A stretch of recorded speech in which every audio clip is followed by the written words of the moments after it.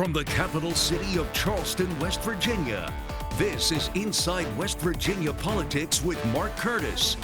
Inside West Virginia Politics is brought to you by AARP West Virginia, your ally for real possibilities in the Mountain State. And by Williamson Health and Wellness Center, working to open doors to broader health care in southern West Virginia and eastern Kentucky. Now, Inside West Virginia Politics. Well, happy weekend, everyone, and welcome to another edition of Inside West Virginia Politics. I'm your host, Mark Curtis. As we do each and every year at this time, we dedicate the entire program this weekend to our military veterans. Veterans Day is Monday, the 11th of November. I want to introduce Brent Casey. He is the grandson of the legendary Herschel Woody Williams. The grandson, he's also on the board of directors of the Woody Williams Foundation. Brent, great to have you back on the show.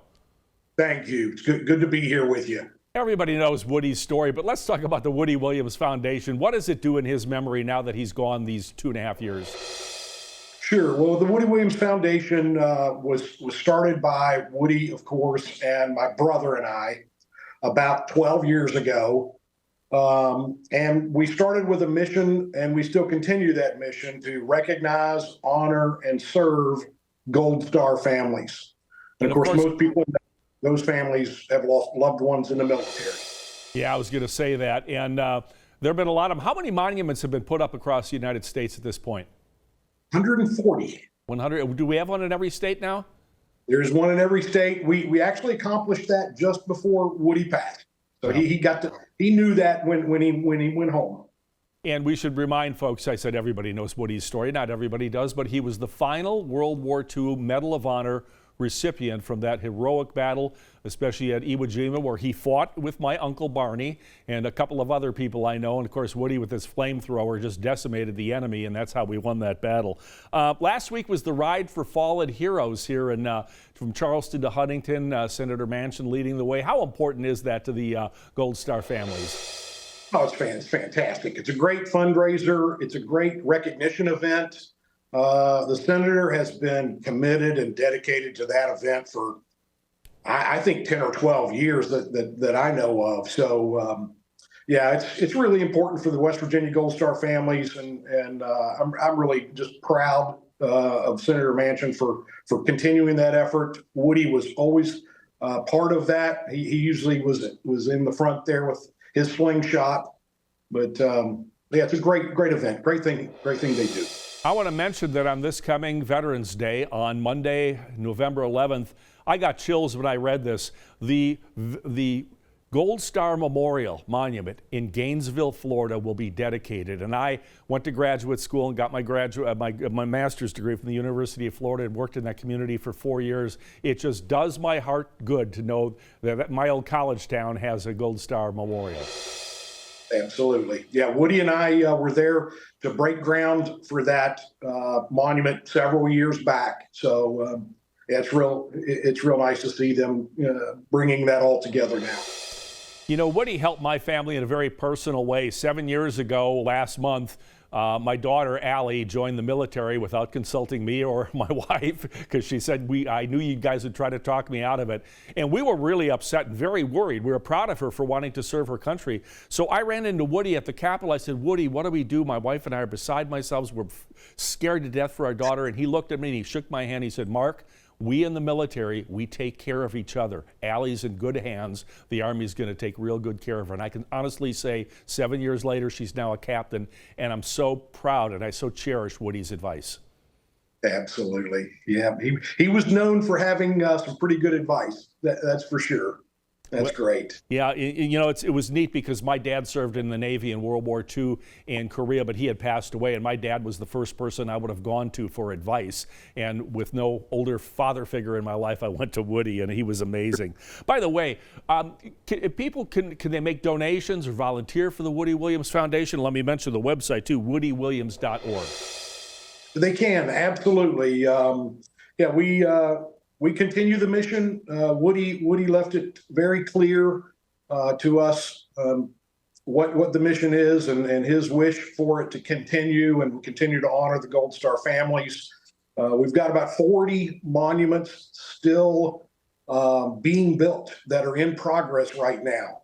So we could certainly use the help that'd be fantastic. We would appreciate it. I want to mention, too, you're with valorcoinsandpins.com, valorcoinsandpins.com. And some of these commemorative coins and pins you make are to honor our veterans. Tell us about that. Yeah, a lot of them are. So my brother, Brian, and I actually started Valor Coins and Pins about 7 years ago. We sort of started by accident. We were making coins for Woody and lapel pins of the Monument lapel pins, and we were making them by the thousands, and we were making them through a third party. So my brother and I had an idea, when we just start our own business so that we can go directly to the factory. And it just sort of exploded from there. Well, I have a couple of the coins and pins, and I'm honored to have them. Listen, we want to thank Brent Casey, Woody Williams' grandson, and also on the board of directors of the Woody Williams Foundation. Again, it's woodywilliams.org. Great work, Brent, for you guys. We salute you, we support you, and thanks for joining us on Inside West Virginia Politics. Thanks, Mark. Appreciate you. Salute to Woody, too. More of Inside West Virginia Politics after this break. Don't go away. And we welcome you back this week into Inside West Virginia Politics. The Veterans Administration is launching a huge campaign to get our brave veterans more and better health care. I want to introduce Adam Farina. He is Assistant Secretary for Public and Intergovernmental Affairs with the VA. Great to have you on the program. Great to be here. Thanks so much for having me. You're welcome. This centers on the PACT Act. What is the PACT Act, and who does it cover? Who benefits from it? It's a great question. So 2 years ago, President Biden signed the PACT Act into law. It's basically the biggest expansion of veteran benefits since the GI Bill, and it expanded health care and benefits to millions of veterans and their survivors, and particularly those who were exposed to toxins while serving our country.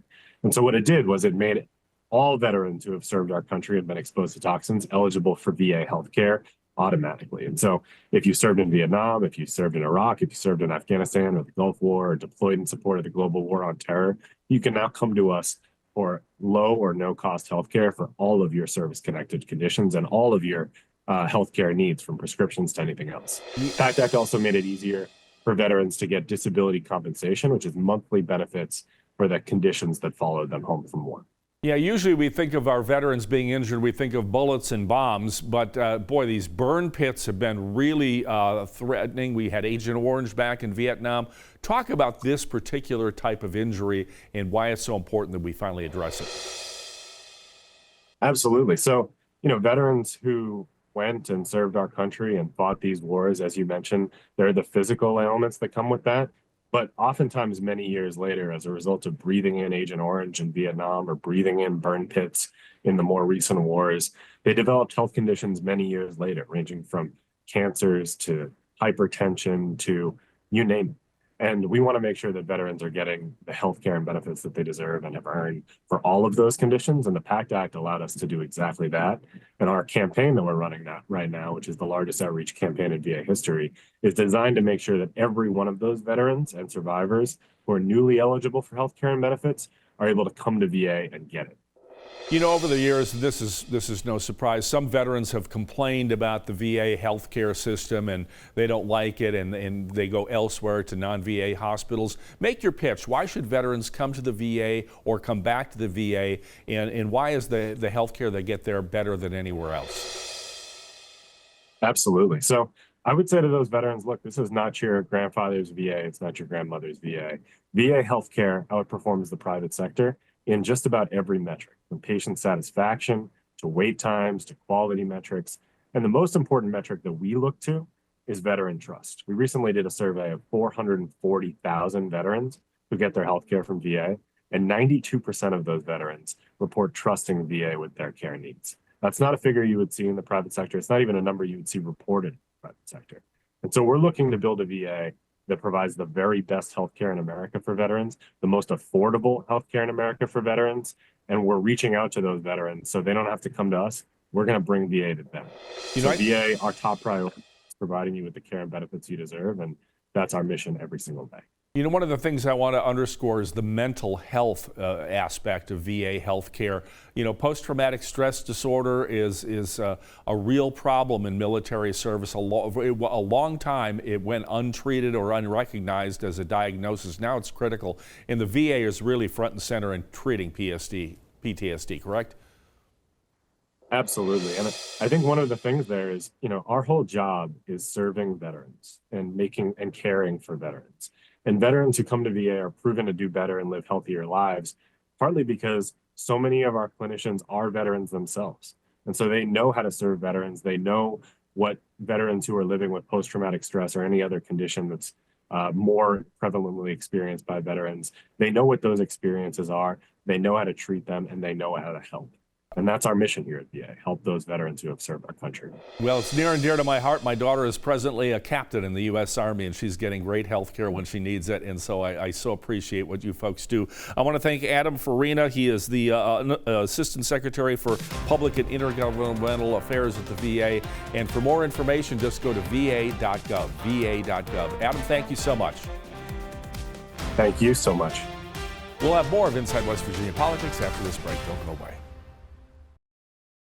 And welcome back to this Veterans Day edition of Inside West Virginia Politics. I want to introduce my favorite veteran of all time. Let's introduce Captain Allie Curtis, United States Army, my daughter. I'm so proud of you.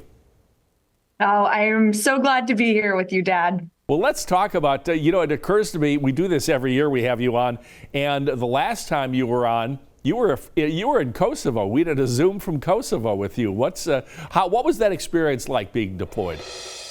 Being deployed to Kosovo was one of the greatest experiences of my life. I would happily go back any day. I had the best time. I'm so proud of my soldiers and what we were able to accomplish. We worked with local school children, teaching media literacy. We were out there telling the story, working with journalists, and showing people what was happening on the ground in Kosovo with our NATO forces. And it was really a dream come true. And you got to see much of Europe at the same time. You traveled a lot.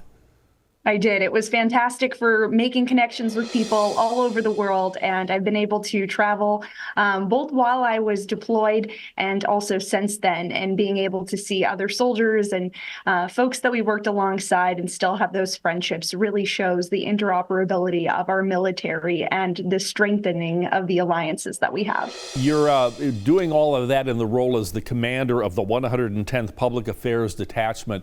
What is the mission of that detachment, and how do you hope that it fills in a recruiting role? Well, shocker, I'm your daughter, so of course I end up working in media. We are the soldiers that are tasked with keeping the American public informed. We work with media. We also have the capabilities of taking photos, putting together video stories, and written journalism from the military's perspective. So I really love the public communications piece. We are all soldiers first, so we still have all of the same soldiering capabilities, but with the lens of telling our story through media. And I just am so proud of my soldiers. A public affairs detachment is a team of 8 soldiers, and we have done an incredible job. And I'm just so proud of my soldiers and what we continue to do together. Well, I have to tell you, one of my proudest moments, maybe my proudest moment of 2024, was in May when you came to Morgantown, West Virginia, and graduated from West Virginia University with your master's degree in digital integrated marketing, a degree you did in like 7 different countries. You had never even set foot in Morgantown. You did this all online. Talk about the educational benefits of being in the military. So it was actually 9 different countries I was able to complete this degree across, which is a testament to WVU and their dedication to our military and our veterans. It's a program that is actually designed for military public affairs officers and enlisted of all branches. And that was a really phenomenal experience. I have always been a lifelong learner. This was my 3rd master's degree. I've been able to complete several courses of education because of the military, and I am currently waiting on a hopeful acceptance for a PhD program in communications, again, because of the opportunities afforded to me as a service member. So I can't say enough good things about the opportunities that I've been able to have, and being a mountaineer is something that will always be a point of pride for me, and seeing my soldiers and airmen also go on to pursue degrees at WVU. It's something I'm thankful for, and WVU really knows what they're doing in supporting our military service members. Well, I know President Gordon Gee and General Jim Hoyer on the staff up there are very proud of you for your service and your graduation. I have to ask you an honest question, so honest answer here, honey. What was the best moment? Them handing you your diploma or being able to sing Country Roads with like 14,000 people? Singing Country Roads with my fellow Mountaineers, for sure. That was something I was looking forward to. And there were a lot of late nights while I was overseas where I was working on my coursework. And I kept telling myself when I'm standing there swaying arm in arm with the rest of my Mountaineers singing Country Roads, it's going to be all worth it. And that moment brought tears to my eyes. Yeah, I brought tears to my eyes too, and I'm getting chills as we recount the moment. Look, I want to mention the Army's website in case anybody's interested in joining. I know you've signed up a lot of your friends, but go to www.army.mil. Army.mil is the website. Again, I want to thank my daughter, Allie Curtis, Captain Allie Curtis. I salute you. And you know, both of your grandpas served in the military proudly for this nation, and so this is great what you're doing. Be safe. I love you. God bless you, and thank you for your service to this country. Happy to do it, and love you too, Dad. All right, God bless. More of Inside West Virginia Politics after this break. And we welcome you back to our final segment this weekend on Inside West Virginia Politics, as our whole focus this weekend is on Veterans Day, which is on Monday. I want to introduce our good friend, Captain James McCormick, retired in the United States Army, now with the Vietnam Veterans of America. Good to have you on the program again, James. Tell us what the Thanks for having me on. Tell us what the mission is of the Vietnam Veterans of America, and what's your role? So my role is I'm the Executive Director of Government Affairs, and the mission of the Vietnam Veterans of America is to ensure that never again will one generation of veterans abandon another. And I think that they've done a great job at that. They have established a legacy that is undeniable, and it's some of the greatest folks I've ever worked with. Of course, my father was a Vietnam veteran, and I grew up. My first years in the Army, I served under many Vietnam veterans coming in 1985. The majority of my sergeants and my, senior commanders were all veterans of the Vietnam War. So I learned a lot from that generation, and they played a significant role in my deployment in Iraq as well. Well, I certainly remember the Vietnam War very well, and I remember the poor reception many veterans got coming home, and that has all changed. It's really done a 180, and so we now really honor and embrace our Vietnam veterans and their legacy, which is great. One of the things I want to talk about, we've been focusing on health care and the PACT Act and so forth. I understand there's a program to check, of course, this is of vital importance to Vietnam veterans because of Agent Orange exposure. I understand you're going to do a study on the children of vets who were exposed to Agent Orange. What's all that about? So there was an actual law that was passed by Congress, and it was signed into law for the VA to conduct a study on the children of toxic exposed veterans. And the Vietnam Veterans of America ensured that that was just not one generation. They wanted to be multi-generations, not just the Agent Orange kids who are all in their 40s and their 50s now, but also the kids of Desert Storm veterans, Iraqi Freedom, Operation Enduring Freedom, and future veterans that serve in conditions that, expose them to toxins like Agent Orange, like burn pits, and like some of the issues we're facing now with PFAS and other contaminants that you find on ships. And I tell you, the studies need to be done on these kids and the grandkids of these veterans, because, regardless of what you feel about the service or the wars or whatever, those children had nothing to do with it. And the Vietnam Veterans of America are standing very firm and wanting the VA to do this study. However, the VA has chose to not do that study. So therefore, we're actually looking at another agency in the Department of Health that will conduct that study to determine what these chemicals are doing, not just to the veterans, but also to their families. I think that the best thing we can do is ensure that we have a robust program that looks at everything. I want to mention a very important thing, because it's not just physical health we're dealing here, we're dealing with mental health. I want to mention the Veterans Crisis Line. You guys are very big on suicide prevention. The Veterans Crisis Line, people can access that by dialing 988 and then pressing 1. That's correct. And we encourage you to do that. It takes a lot of strength to stand up and do those kind of things. And look, the issues that we face in America with recruiting and retention, I'll tell you, the best recruiters for the military right now is a well taken care of veteran and their family. And that's a fact. And right now we have many issues that we're facing. We have, as I sent you an entire list of stuff, we're working on 40 different areas to include, asking the Department of Defense, about their water purification systems that are on their ships. Are they really cleaning the water, or are we still making sailors sick? And if that's the case, we need to fix that. Because again, I work for an organization that is building bridges between generations. And the greatest legacy that the Vietnam Veterans of America are going to leave is the fact that they did come back, even though they were mistreated, and they reached out to the other generations. And every benefit that we have today, every improvement we have to the VA medical healthcare system really can be attributed to the fight that the Vietnam Veterans of America took on back in the late 70s and early 80s. We want to thank Captain James McCormick from the Vietnam Veterans of America for joining us from Washington, D.C. Captain, good to see you again. Thanks for being with us. Have a blessed day. That's a wrap for Inside West Virginia Politics this week. We'll see you back here next weekend.